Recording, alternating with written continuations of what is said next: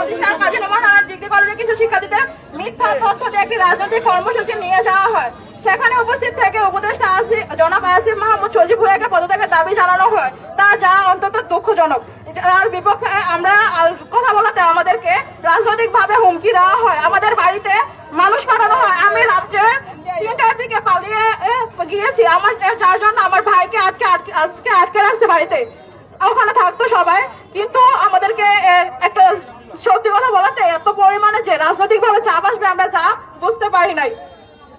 আমরা চাই আমাদের কলেজ ক্যাম্পাসে কোনো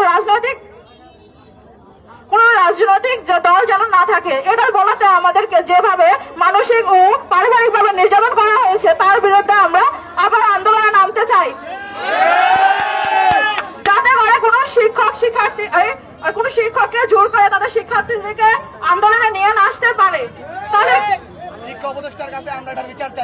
আমরা চাই প্রশাসনের কাছে আমাদেরকে সমাবেশে সুরক্ষিত দেওয়া হোক, কারণ আমাদেরকে গতকাল রাত্রে যেভাবে হামলা দেওয়া হয়েছিল, আমরা যদি আমাদেরকে মেরে ফেলতেও পারতো, যেরকম ভাবে আমাদের উপর টর্চার করছে গতকাল রাত্রে।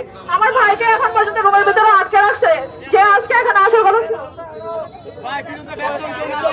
আমরা শুধু চাই যে কলেজের ভিতরে কোনো ধরনের রাজনৈতিক দল থাকবে না, কলেজে আমরা যাই শিক্ষা গ্রহণ করতে, রাজনৈতিক অংশগ্রহণ করতে নয়।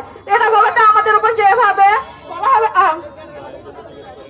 আমাদের কিছু হলে রাজনৈতিক একটা দল দায়ী থাকবে, আমরা তাদের নাম নিতে চাইতেছিলাম না, কিন্তু আগে আমরা তো আসছিলাম শিক্ষার জন্য।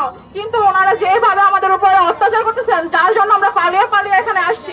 অনেকেই জানেন যে আমরা অনেক সবার আগে আসার কথা ছিল, কিন্তু আমরা অনেক পরে আসছি, তাদের অত্যাচারের কারণে আমরা অনেক পরে আসছি।